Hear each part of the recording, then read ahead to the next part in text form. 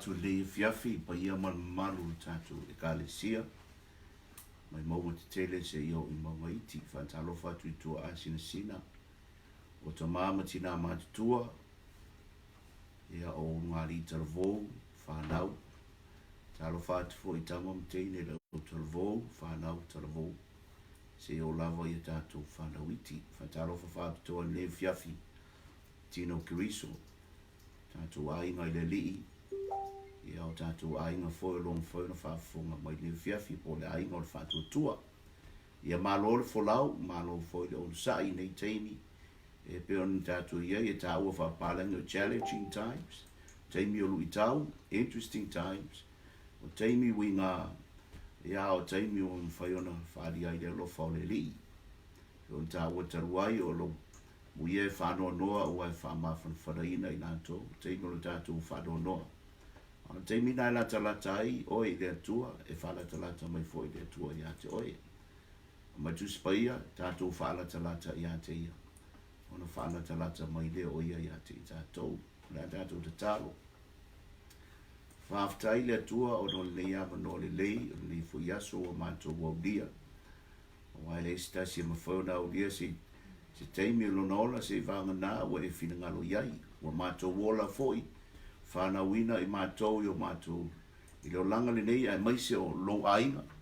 mo taimi nei na e sila fia mātou te mawhai o na ola ai o e sila fia o I mātou o tangata o le taimi le nei le tua mātou whaaftai lo wanga le lei whaaftai e lei se me e mawalunga atu I lo walofa ma lo wanga le lei o puaponga o mea whainga tā ai sili o na mawalunga oe o le na whaia mea uma na e whaia fo I mātou. Whao mai lau upu, tau talangia nei pō, le tua whao fōi whaafonga lau whanau ono Yesu. Amen. Tātou tusi whaitau leo lo whaitau le fia e vai aso o le tusi le a e peres fultasi. O lo tātou talan noa lava I FAATUATUA. A le whamai whai upu ono na tā upu a le aise FAATUATUA. E le mawhai o na fia mai le antua. Tau I tangata watu ia te ea ona te ritonu o me mona o lai soifua le atua. Tātou te lewa ai awa o le atua le tau te tāpua iei o le atua e le iloa o le me mua la o lo FAATUATUA te ritonu o lo soifua o ia. A mai e whapena foi o na whamuia le atua ie matua sa ili ia te ia. Le la tau te no le vai aso pe fone e le vai aso o le aso le taluai. O le FAATUATUA o le whanangolango le I mea ua whamoe moe ai. So, o lo whamoe moe I se mea ua solid. No winga se ele se ilunga te vaai o nga e te tonu lea. Ka mai fo ia su ilo na uso amu ia ele vaai mai a te tonu mai pea. So, le tau te no iai fa mo le whanangolango I mea ua whamoe moe ai. O le mauti noa o mea e le o vai o ringa wa e mauti noa e ui na ele vai o le FAATUATUA la na e fo mena po tusi e feso na ia fa mai a o le popole o tou se me tasi a ia failo atu me uma I le atua I te talo whātonga atoa ma le whaftai interesting na fa mai o le popole se mea e failo atu I te talo whātonga a ia la ma le whaftai o le alo winga o le whaftai o le winga wa e whaftai ua whaia le atua mo oe. O le te talo e lena o se mea tau langi ma tau loto. O le te talo longa winga te talo a te iloa e tali mai le atua. So nāra mai tupsa ia oa le pole se mea tasi whae loa tu mea uma i ante ia. Te talo, whātonga, a e waila ma le whaftai o le no winga e sa lani ai. E tau atoa ua e mautinoa lava e tali mai le atua pe vave pe tuai awa e tari tonu e tali mai e matua sa ili. Tangata e matua sa ili a te ia. Ngā fwoi whamai tu ia, tui e tō ina mai a te oe. Wala au e tali mai sa ili e maua. Nā hana whamai e Yesu, lunuinga a e alu ili atua ia e matua sa ili a te ia. Sa ili, malo nganga, whaftai, e whapena o le tali mai le atua ia te oe. Whai upula le e whale e tau tia tata noa ia. O toi mana o tau tau noa iei. O lo tau tala mai ai I whainga tau langa. O le worship. O le tāpua inga le tangata. ia se fai tau atu. Fai upo e wha, o le FAATUATUA na matua i Abelu i le atua le taulanga i sili o na lei i lo kaino o no lea ua ta ua i o ia ua mio tonu o lo ta ule leia ana taulanga i le atua o le mele ana tautala mai e pea o ia ua oti tautala mai e pea ua oti o le FAATUATUA na whailan taulanga so matamata la tu se kedese mo vava i e le whainga o taulanga o le taulanga la whaftai fo i le atua wa o lo ua tangata le ua ta ua tu spa ia o Abelu o le FAATUATUA na talia i le atua le taulanga Abelu e sili atu lo kaino le anga le pepe se le nga whai le atua le tangata mo lo na vi inga na le iloa ia atamu ma eva ia matua tama ia ai o le mea lea na toe whaae ia ma toe whapena o na toe afua e tama le o Abelu na le matus pa i o le FAATUATUA na whapena o na talia i le atua le taulanga Abelu no vava iai i le tapenanga i le istemi tau te whaitau ai au no vava i a tapenanga o taulanga o kaino whamai wā tangata ngā rue whanua kaino whamai e na whapotopoto e ia fua o la au e whai ia na taulanga sa tatou mawhawhawhau i nisi ngata whapea e langa e leo le mele na whai taulanga te leo lo iai pauli mele whamai tuspa ia o le FAATUATUA na talia e le atua taulanga a Abelu ai tatou lo le lei fo i tonu fo le tula fono na iai e whapena fo i le teimi leo na sawa Yesu sa fai fo i taulanga tangata i fua o la au o la no winga o le mea laenga lue le tangata o la na mea fo na fai taulanga ai e fua fo i lon tamau a inga i ana taulanga a wae fua o la au e ei fo i manu o ma moe i o povi ia e whapena o na fai ei taulanga i le atua o le oti e fo mena tau tala i manu felelei e pe fo na whaalongo iai e pe a inga le mau mea e le ini alatu e le ia e pe o manu e whai alatu talanga o lupe ia ma manu maa na tau tu spa ia a o taulanga na whai taulanga a Yesu na ave ia lupe ia ma manu na ave na o mo na matuari ali mai e leo se a inga mau mea le a inga o Yesu na vola tau tala tu spa ia o le mau o loa o Yesu le na ai na whaamativa ina o ia ina i o tātou mau o loa ai. So le nā la le ua e FAATUATUA i ai, whātamau ai ngai na ia i loa o le atua lea, o le atua mau mea ai na whaamativa ina o ia ina i o tātou mau o loa ai. Tātou o le taulanga tama ia. Mai la tala tuspa ia o kaino o le whai whātoanga, me lana na alfa mai na ave ana fua o la au. Ai o Abelu, whai mai o le tangata whailafu manu. Ai mana ia la whaamatalanga no vava ai e nai upo ai no uloa ai. Na tāpena le lei, e le lei le whainga o le taulanga le tangata ona olona FAATUATUA i le atua. Wana whai me le lei ai. E te lo le tangata FAATUATUA le tangata whai me le lei. E le whai me pa ole, e whai me le lei le tangata FAATUATUA. Ai sea, a wala wa i loa o laiso i fua le atua. O ia fo i whaamanuia i le matua, sa ili alongwinga o longa loto atoa, o longa manatu atoa, o me le lei uma na te whaia i taulanga. O kaino na whaapotopoto, ai lope ngā lotu ata e maini la au tulo, ia pe fati maini la au sau whaila i taulanga. Ai o Abelu whai mai, na whaia le ulua i fua, o le ulua i manu, o na manu, tama ana manu, o lisi mena whai mai o le manu pepeti, longwinga o le ulua i manu, le ngate na o manu pepeti, o le manu na po le ma moe na whaila taulanga o le mea le lei. Fo teini ata ato whai taulanga i le atua o le mea kau e lo lima e ave. Ai a e mara malama i le atua ma i loa le atua, e peo na whaia e Abelu o le ulua i fua, o ana manu, o le ulua i manu o ana manu, ai le ngate lea o le manu peti a na whaila le taulanga. O na mai lo tuspa e na whai taulanga tamani, ai whai mai o sila le atua, i le taulanga Abelu, ai le sila ia kaimo. Kaino, o na ita i leo kaino, wha mai le atua kaino la me te wha ai. E le a mi o le lei ea e te fia. Ia o ina, o le unga o le tala lean tato lore fasioti e kaino ia Abelu.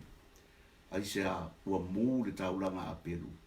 ai sia o lona fai melelei ma lona fa'atuatua tele la tala e fai ke fa'alogo i fai launga ai o te lo paua le me fa matus pa ia na talia e le atua le taulanga kaino ona o lona fa'atuatua o isi la me la lo mai le ulu ai fua o le manu peti na mafua mai ona le fa'atuatua o apelu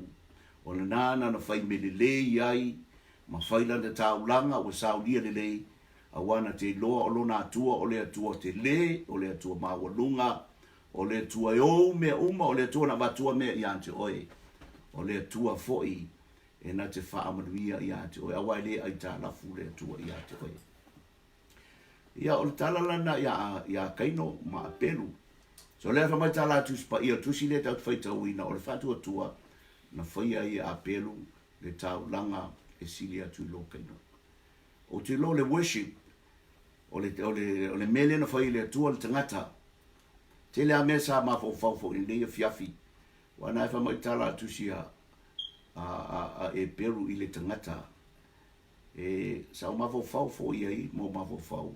e le lopo le mea le mkwa ika kele anki Apollo i ata ato i le tangata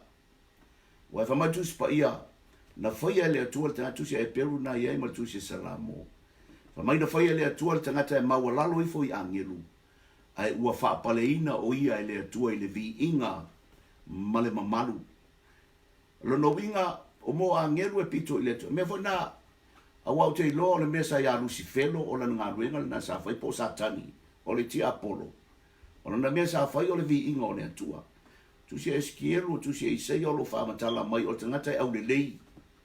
o le tangata e au le lei tele te mi tau te vava ai ma fo vesa satani au le anga wa ta ye painting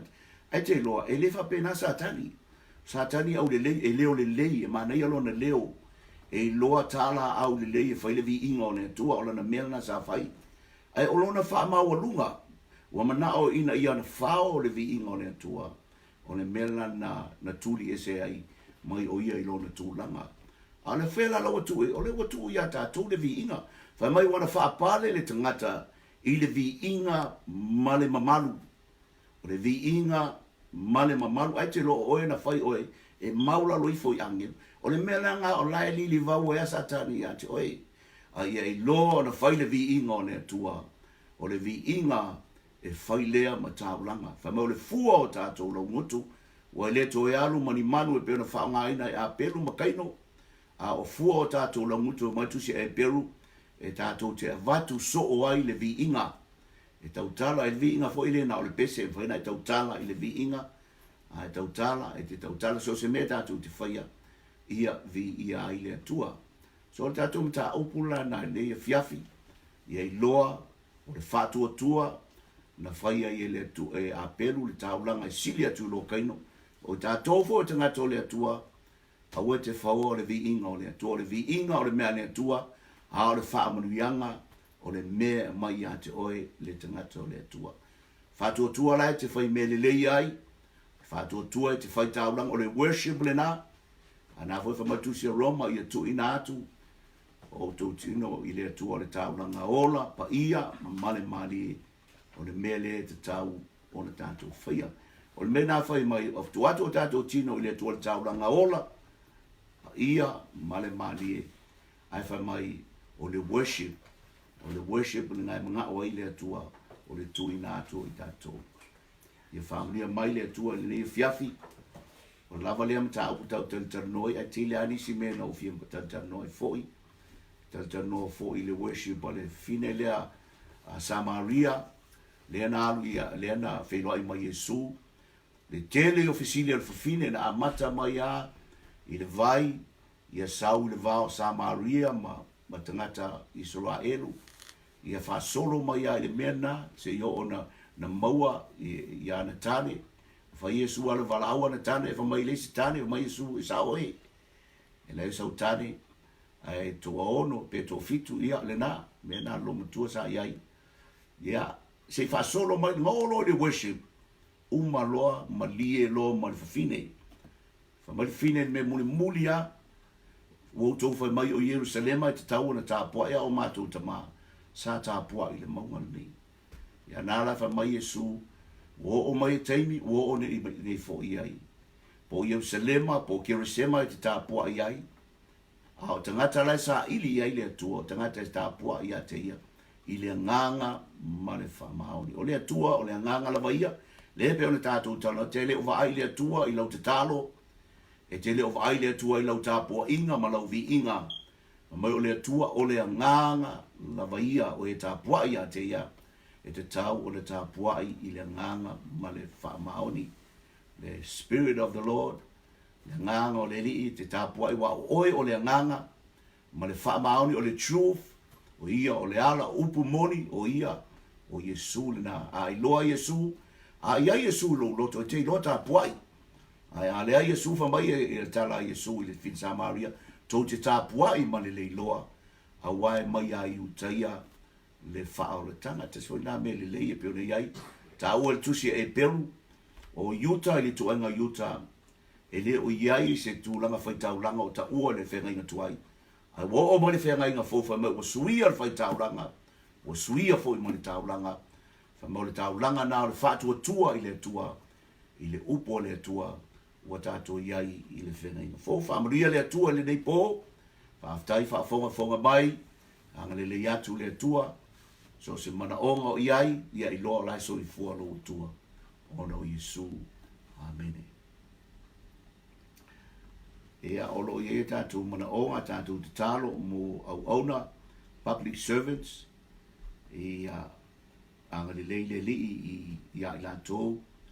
o lo ngā lua le teimini nei e pe fo na iai leo fo mai o lātou malava e o fo i le pale mene wa au auna lātou na pe o kako o va e pe o e pule a whamatu spa ia o lātou au auna mo oe na vota awal tu spa ia fa putu oa tangata ngasala mo le tangata mi tonu no binga they are all servants na vota mai tala tu si Timoteo yo to te talo mo fai pule matupu ina ia fai ona tonu no fo male file mu ina ia mafai ona wa file ngalo le tua ia fa ole ina tangata uma te talo bea pule a ti se o tangata nei ai mo wal file mu ta to le la to fo pule nga e fai mo fie ona maua i tātou le whaolatanga. Pia whona iei ni atunu i le sawa aina o i tātou i lo tātou au o nanga i le. Tu whapena fo i le malo New Zealand, le malo Samoa, Australia, o Amerika,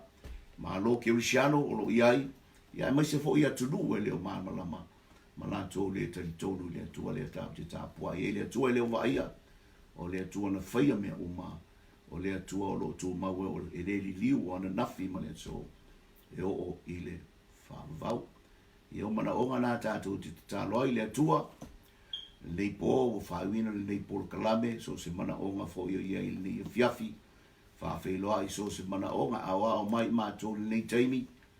mātou le ngona i le atua le lu i tawina o mātou le telo me o mai. E o te tala i fo i o mātou loto i ante o le li o le ola e te leo sui e te leo li liu e te lofa ia i mātou. Whamanuia le nei pō, whamanuia le atua lau whanau, o ono Yesu, amene ma amene. Toi i lofa, lofa tali mai, ma le o